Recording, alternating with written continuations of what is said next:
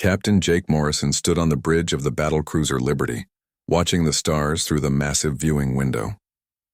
The year was 2387, and humans had been exploring space for over 2 centuries. They had built colonies on dozens of worlds and made contact with many alien races. Most of these meetings had been peaceful, but lately things were changing. A loud beeping sound filled the bridge.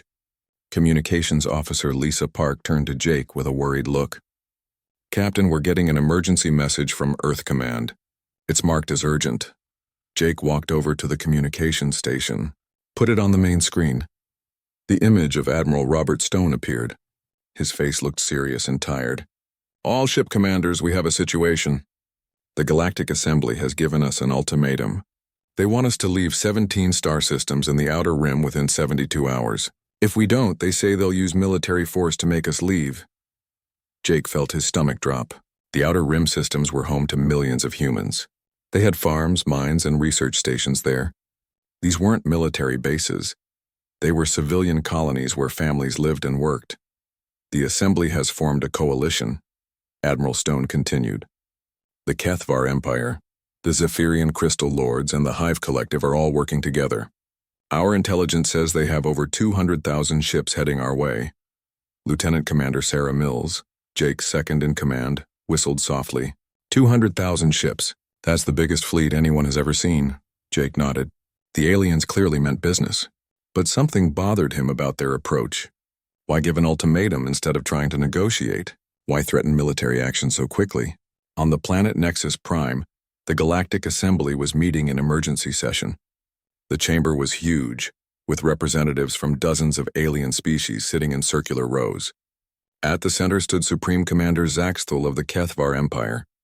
His reptilian features showed confidence as he addressed the crowd. "The humans have expanded too quickly," he said, his voice echoing through the chamber. "They take resources that belong to established civilizations. They must be stopped before they become a real threat." Crystal Lord Vexhun spoke next, his crystalline body glowing with different colors as he talked. "Our analysis shows that human military forces are weak. They use volunteers instead of proper warrior castes. Their soldiers are just civilians playing at war." The Hive Queen's representative, a large insect called Worker Prime, clicked its mandibles in agreement. "The human military is based on their ancient history. Farmers and factory workers with basic training. They cannot stand against professional warrior races. This was the aliens' biggest mistake. They had studied human history and seen the mass armies of earlier centuries. They saw soldiers who were drafted from civilian life, given basic training, and sent to fight. What they didn't understand was how much human military thinking had changed." Back on Earth, General Kate Sullivan sat in the Pentagon's war room. Maps of the outer rim systems covered the walls, and dozens of officers worked at computer stations. Kate had been a soldier for 30 years, working her way up from lieutenant to 4-star general. Everyone in the room was a professional military officer who had chosen this life. "What do we know about their forces?" Kate asked Colonel Ryan Kelly, her chief strategist. Ryan pulled up holographic displays showing alien ship formations. "They're using standard Imperial tactics. Large formations, rigid command structure, overwhelming numbers. It's how they've always fought." "And they think we'll fight the same way," Kate said, understanding immediately. "Exactly. They expect us to panic, maybe try to evacuate civilians, certainly ask for negotiations. They don't know what a professional military looks like." Kate stood up and addressed the room. "Ladies and gentlemen, prepare Operation Steel Thunder. We're going to show the galaxy what human soldiers can really do." Meanwhile, Admiral Lisa Barnes was aboard her flagship Defender, leading the Third Fleet. Her crew had trained together for years. Every person on the ship knew their job perfectly. They had practiced countless scenarios and could work together without even speaking. "Admiral," said Captain Ben Rodriguez from the navigation station, "we're receiving deployment orders." Lisa read the orders quickly. 3 professional Army divisions, 2 Marine units, and supporting naval forces were being sent to the contested systems. Not conscripts or militia, but career soldiers who had spent years learning their craft. "Set course for the Kepler system," Lisa ordered, "and send word to all ship commanders. Tell them this is what we trained for." On the alien side, Supreme Commander Zaxthul was confident. His species had conquered dozens of worlds using the same tactics. Overwhelm the enemy with numbers, break their will to fight, then occupy their territory. It had worked for centuries. What Zaxthul didn't know was that human soldiers were different. Every human in their military had volunteered. They had spent years in training schools, learning not just how to fight but how to think. They studied history, tactics, technology, and leadership. They were professionals in every sense of the word. Captain Alex Carter was preparing his stealth fighter squadron for reconnaissance missions. His pilots were all veterans with thousands of hours of flight time. They could fly their ships in perfect formation even in complete darkness. This was their career, their calling, their life's work. Remember, Alex told his pilots, we're not just gathering information, we're showing them what they're really up against. The aliens expected to fight scared civilians. Instead, they would face soldiers who had dedicated their lives to military excellence. The galaxy was about to learn the difference between an army of conscripts and an army of professionals.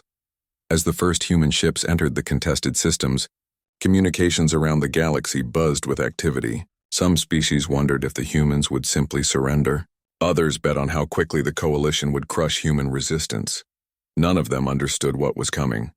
The humans weren't just another species with a military. They were a species that had turned military service into an art form. Their soldiers weren't fighting because they had to. They were fighting because they chose to, because they were good at it, because it was what they lived for. The stage was set for a conflict that would change how the entire galaxy thought about warfare. The aliens had made their move, confident in their overwhelming numbers. Now it was time for the humans to show them what a real professional army could do. Lieutenant Commander Alex Carter checked his instruments one more time before launching his stealth fighter from the carrier Yorktown. Behind him, 11 other pilots prepared for the most important reconnaissance mission of their careers. Each pilot had logged over 2,000 hours in combat simulators and real operations. They moved with the quiet confidence of professionals. Shadow Squadron, this is Shadow 1. Alex spoke into his helmet microphone. Remember, we're going deep into alien space. Stay tight, stay quiet, and gather everything you can. The fighters slipped away from the human fleet like ghosts. Their advanced stealth technology made them nearly invisible to alien sensors. But it wasn't just the technology that made them dangerous. It was the skill of the pilots flying them. Alex had been flying military aircraft for 15 years. He had started as a young officer fresh from the Naval Academy, then worked his way up through dedication and countless hours of practice. His squadron was the same, all volunteers, all professionals, all experts at their craft. As they crossed into alien-controlled space, Alex's sensors picked up massive enemy formations. The alien fleet was even bigger than intelligence had estimated. Hundreds of thousands of ships moved in rigid formations exactly as human strategists had predicted. Shadow 4 to Shadow 1, came a voice over the radio. These formations are textbook Imperial doctrine. No flexibility, no independent thinking. Alex nodded inside his helmet. The aliens were following battle plans that were probably centuries old. Human military doctrine emphasized adaptation and independent decision-making at every level. Meanwhile, Major Susan Brooks was leading the 47th Armored Division as they established forward bases on 3 different worlds. Her tanks and armored vehicles moved across alien terrain with practiced efficiency. Every soldier in her command knew exactly what to do. Susan had spent 12 years climbing through the ranks of the Armored Corps. She had studied tank warfare at the War College, led training exercises in dozens of different environments, and commanded troops in several smaller conflicts. This was her profession, her life's work. Charlie Company, establish your firebase on the northern ridge, she ordered over the radio. Delta Company, secure the mining facility. Echo Company, set up defensive positions around the landing zones. Her soldiers responded immediately. They had practiced these exact maneuvers hundreds of times. Each unit moved to their assigned positions without confusion or delay. The aliens watching from orbit were confused by the speed and precision of the deployment. The Kethvar observers had never seen anything like it. In their military, different castes handled different tasks, and coordination between units was slow and difficult. They watched the humans work together like parts of a single machine.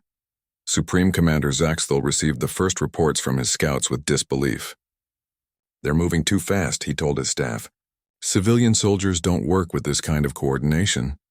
His intelligence officer, a smaller reptilian named Caximan, studied the data carefully.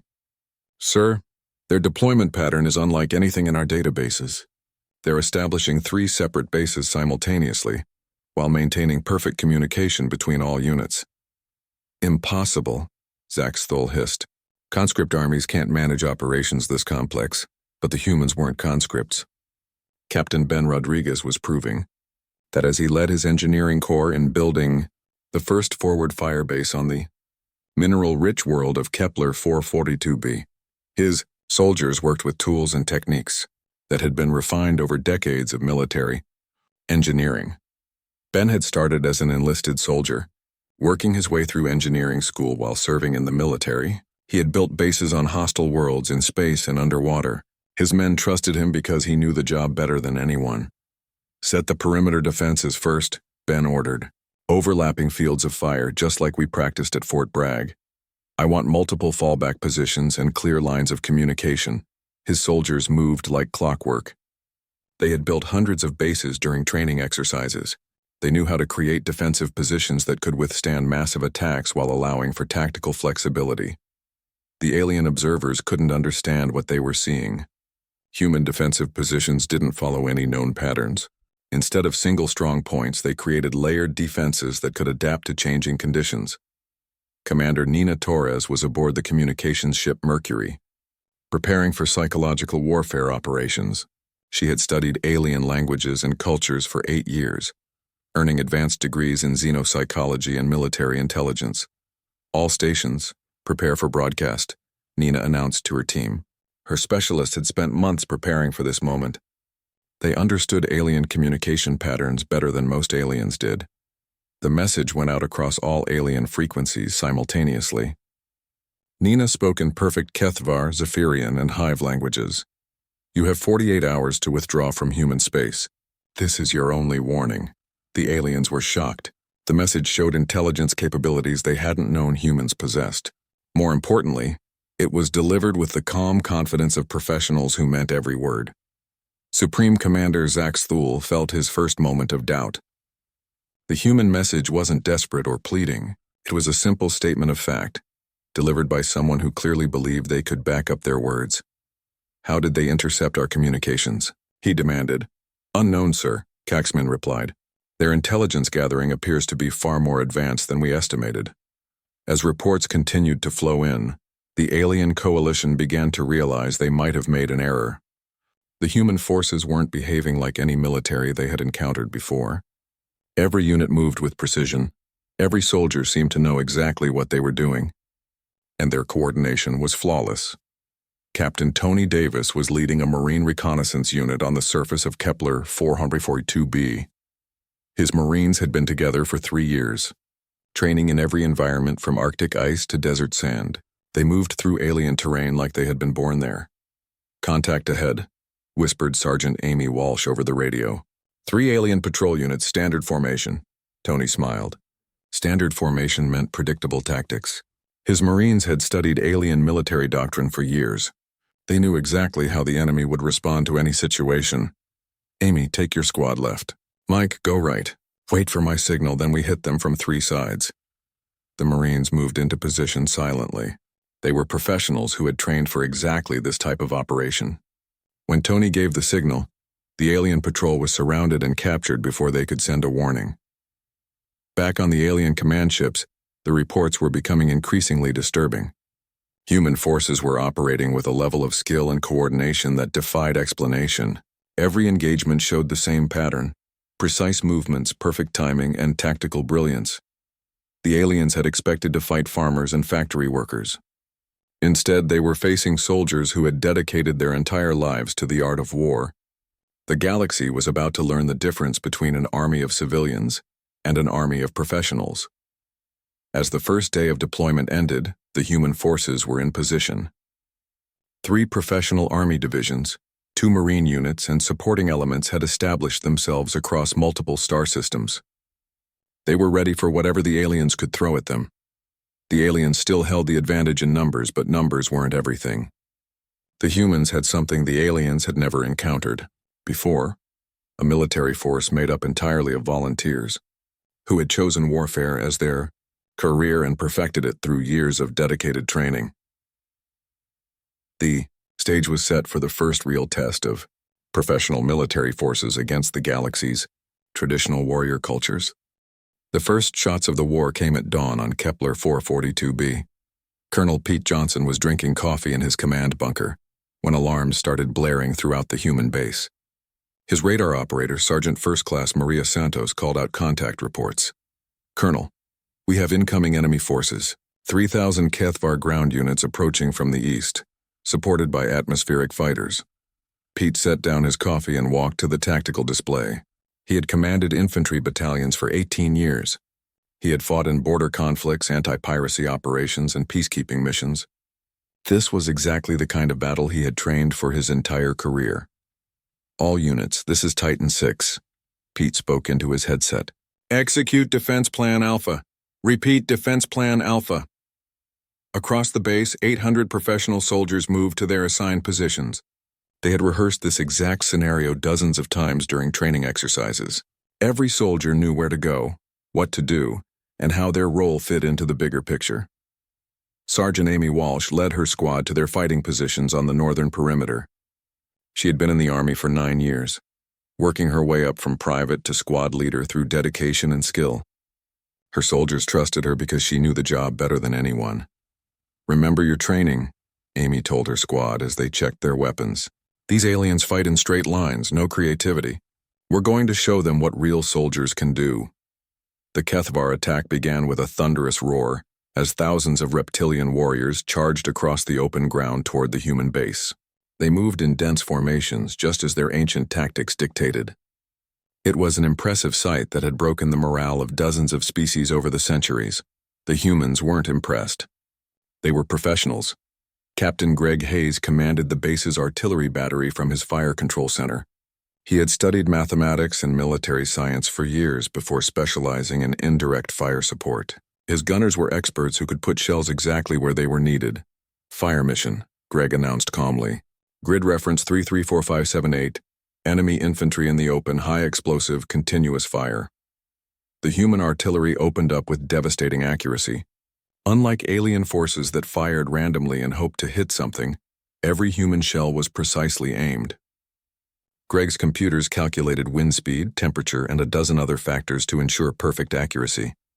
The HFY formation started taking massive casualties, but they kept charging. In their warrior culture, retreat was impossible. They had always won through sheer numbers and ferocity, but they had never faced professional soldiers before. Lieutenant Tracy Adams was coordinating air support from her position in the command bunker. She had trained as both a pilot and an air traffic controller, learning how to manage complex air operations. Her headset crackled with radio calls from multiple aircraft. "Saber Flight, this is ground control. Target marked with red smoke. Danger close to friendly positions. Copy, ground control. Saber Flight has visual on target." The human fighters dove on the alien formation with surgical precision. Unlike the alien pilots who flew in rigid formations, the humans adapted their tactics in real time. They had trained together for years and could coordinate their attacks without detailed radio communications. Meanwhile, Major Chris Bennett was preparing his counterattack. He commanded a rapid reaction force of professional soldiers who specialized in mobile operations. While the aliens focused on their failing frontal assault, Chris was moving his troops into position for a devastating flanking maneuver. "Bravo Company, swing wide to the south. Charlie Company, follow the riverbed to get behind them. We'll hit them from 3 directions at once." His soldiers moved with the precision of a Swiss watch. They had practiced these exact maneuvers hundreds of times in day and night conditions in all kinds of weather. This was their profession, their calling. The alien ground commander, war leader Thaxkun, watched his attack fall apart with growing panic. His warriors were taking terrible casualties, and the human defensive fire was more accurate than anything he had ever seen. Worse, his flanks were being attacked by human forces that seemed to appear from nowhere. "How are they moving so fast?" Thaxkun demanded of his subordinates. "Unknown, war leader. Our intelligence said human soldiers were poorly trained civilians, but these weren't civilians." Sergeant First Class Danny Wright was leading his squad in a flanking attack that showed 15 years of professional military training. His soldiers moved through the alien countryside like ghosts, using cover and concealment techniques that took years to master. "Contact front," Danny whispered into his radio. "Alien command post 200 meters ahead. Copy." "Danny, take them alive if possible." came the reply from Major Bennett. Danny's squad slipped through the alien perimeter without being detected. They had trained for special operations their entire careers. Within minutes, they had captured 3 alien officers and secured valuable intelligence. The battle was turning into a disaster for the HFY forces. Their rigid tactics were useless against human flexibility and training. Every time they tried a new approach, the humans adapted faster than they could react. Captain Greg Hayes was still coordinating artillery fire when his forward observers called in a new target. Fire control, this is Observer 2. Massive enemy vehicles approaching from the west. Request immediate suppression. Copy. Observer 2, shot over, shot out. Seconds later, high explosive shells began raining down on the alien vehicle column with devastating accuracy. The HFY had never experienced indirect fire this precise. Their own artillery units fired in general directions and hoped for the best. By midday, the alien attack had completely collapsed. War leader Thaxakun found himself surrounded by human soldiers who had seemingly materialized from thin air. Major Bennett accepted his surrender personally. How? Thaxakun asked in broken English. How did you defeat 3,000 warriors with 800 soldiers? Major Bennett looked at the alien commander with something approaching pity. Training, he said simply. We're professionals. The news of the human victory spread quickly through the alien fleet. Supreme Commander Zaxthul received the reports with disbelief. 3,000 HFY warriors had been defeated by a force 1/4 their size. It should have been impossible. Sir, Intelligence Officer Caxman reported, our prisoners are saying things that don't make sense. They claim every human soldier fought like a veteran warrior. Impossible, Zaxthul insisted. Intelligence clearly shows that human armies are made up of conscripted civilians. But the evidence was mounting. The humans weren't fighting like any military force the aliens had ever encountered. Their coordination was perfect, their tactics were brilliant, and their soldiers showed no fear or confusion under fire. Captain Jake Morrison, still aboard the Liberty, received updates on the ground battle with professional satisfaction. His own crew was preparing for the space battle that everyone knew was coming. Like their ground-based counterparts, they were all volunteers who had dedicated their lives to military service. Captain, Communications Officer Lisa Park announced, we're receiving messages from the alien fleet. They're demanding to know what kind of soldiers we have. Jake almost smiled. The aliens were starting to understand that they had made a serious mistake. They had studied human history but completely misunderstood human military evolution. Tell them they're about to find out, Jake replied. As the first day of fighting ended, the galaxy was buzzing with news of the impossible human victory. Some alien species began to wonder if their intelligence about human military capabilities had been completely wrong. The humans had shown that numbers weren't everything. Professional training, years of experience, and dedication to military excellence could overcome overwhelming odds. The aliens were about to learn a lesson that would change their understanding of warfare forever. The real test was still coming. The alien space fleet was massive, and the ground battle had been just the beginning. But the humans had sent a clear message. They weren't the amateur soldiers the aliens had expected. They were professionals, and they were ready for war. Supreme Commander Zaxthul stared at the holographic display in his command center aboard the massive dreadnought destroyer of worlds. The reports from the ground battle made no sense. His intelligence officers had assured him that human soldiers were nothing more than armed civilians. Yet 3,000 of his best warriors had been crushed by 800 humans. Explain this to me again, Zaxthul demanded of his chief intelligence officer. Caxman's claws clicked nervously as he reviewed the data. Sir, our prisoners describe human soldiers who moved like they had been fighting together for years. Their tactics were unlike anything in our military databases. That's impossible, Zaxthul hissed. Civilian armies don't have that kind of training. But across the galaxy, other alien leaders were receiving similar reports. Crystal Lord Vexhan was in his personal chamber aboard the Zephyrian flagship Eternal Light, reviewing combat footage that confused his analytical mind. The humans moved with a precision that seemed almost mechanical, yet they showed creativity and adaptation that no computer could match. These are not the soldiers we expected, Vexhan told his war council. Every human appears to be an expert at their assigned task. Worker Prime of the Hive Collective was equally disturbed. The Hive's entire military doctrine was based on overwhelming numbers of expendable drones. The idea that smaller numbers of highly trained individuals could be superior was against everything the Hive believed. Perhaps we should reconsider our approach, Worker Prime suggested during an emergency coalition meeting. No, Zaxthul responded firmly. One battle means nothing. We still have overwhelming numbers. Tomorrow we will crush them completely. On Earth, Dr. Elena Martinez was working in her office at the Pentagon, analyzing intercepted alien communications. She was a military psychologist who specialized in understanding how different cultures approached warfare. What she was discovering fascinated and worried her. General Sullivan, Elena said over the secure video link, the aliens literally don't understand what they're fighting against. Their concept of military service is completely different from ours. General Kate Sullivan leaned forward in her chair. Explain. Most galactic species use military service as punishment or assign it to their lowest social classes. The idea that someone would volunteer for military service and train for years to become an expert is foreign to them. They can't comprehend professional soldiers. This explained everything. The aliens expected to fight scared conscripts and instead found dedicated warriors. It was like expecting to play chess against children and discovering they were facing grandmasters. Admiral Lisa Barnes was preparing her fleet for the space battle everyone knew was coming. Her ships moved through space in perfect formation, each crew working with the precision that came from years of training together. Unlike alien fleets that relied on individual ship commanders, human naval doctrine emphasized fleet coordination. All ships, maintain formation Delta 7, Lisa commanded from her flagship Defender.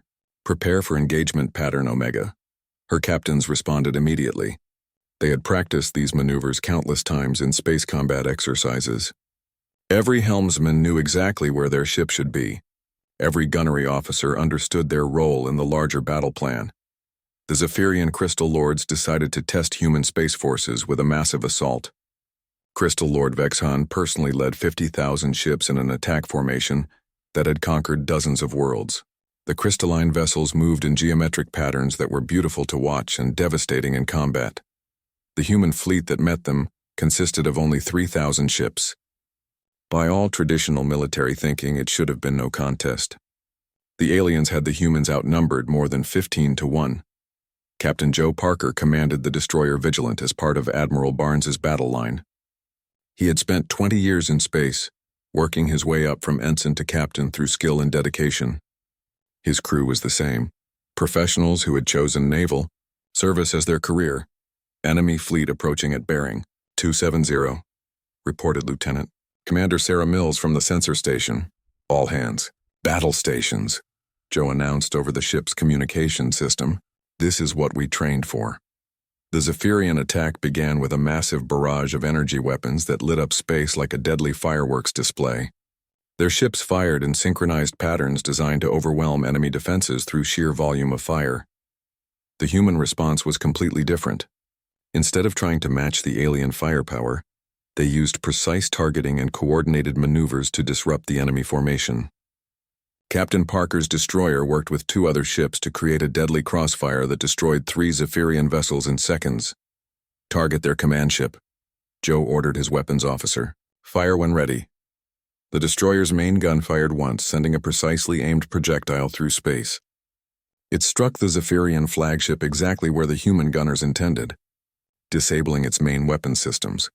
Crystal Lord Vexhan watched his perfect formation dissolve into chaos as human ships darted through his lines like deadly fish.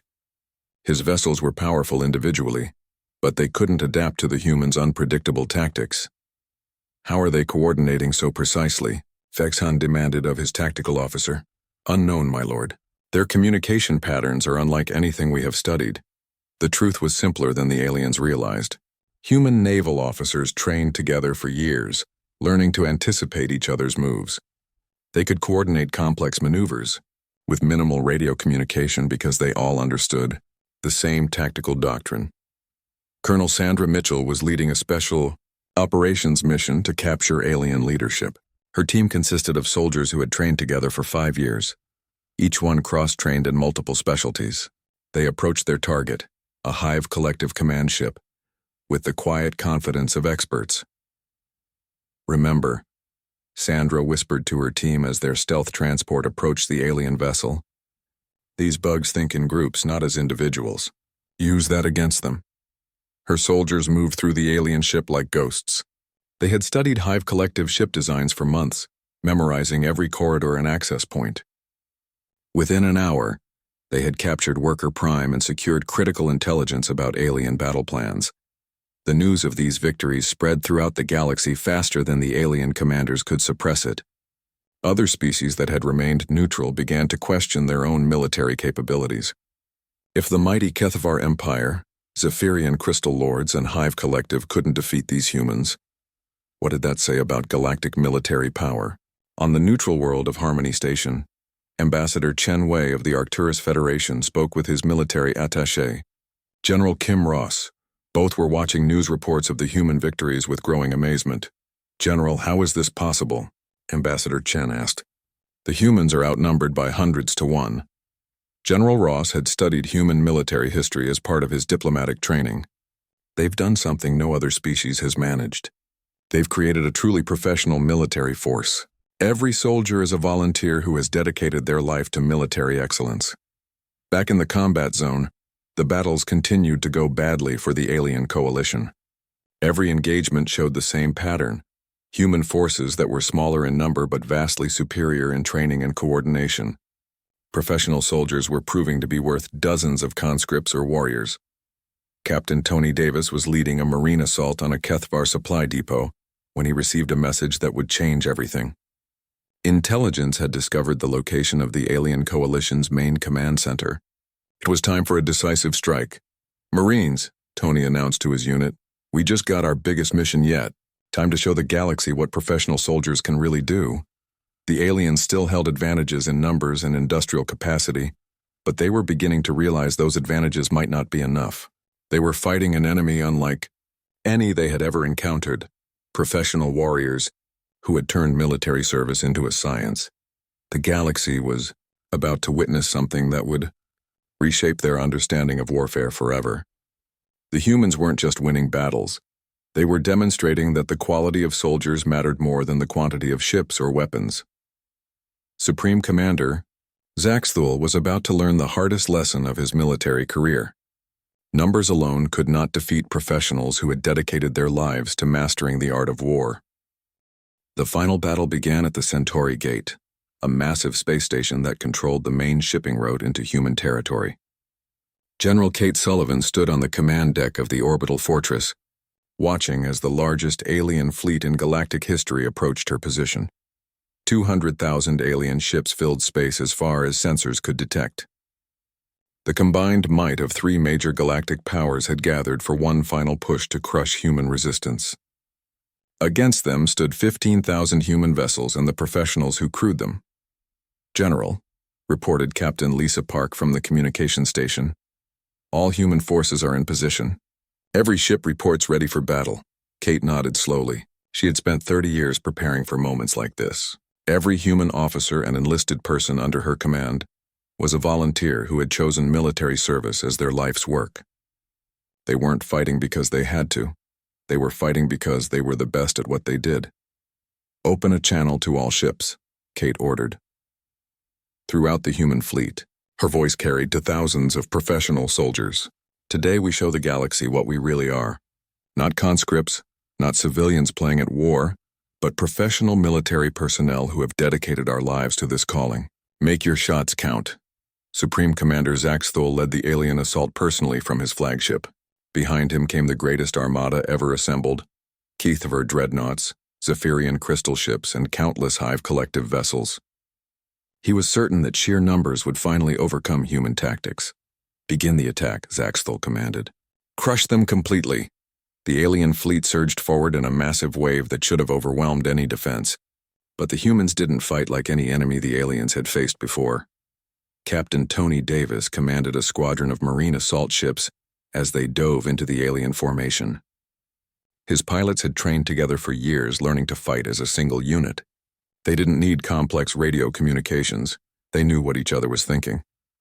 "Devil dogs, follow my lead," Tony called out as his ship rolled between two massive Kethvar dreadnoughts. His Marines opened fire with surgical precision, targeting critical systems that would disable the enemy vessels without destroying them completely. The Kethvar ships tried to track the fast-moving human fighters, but their gunners couldn't match the humans' speed and coordination.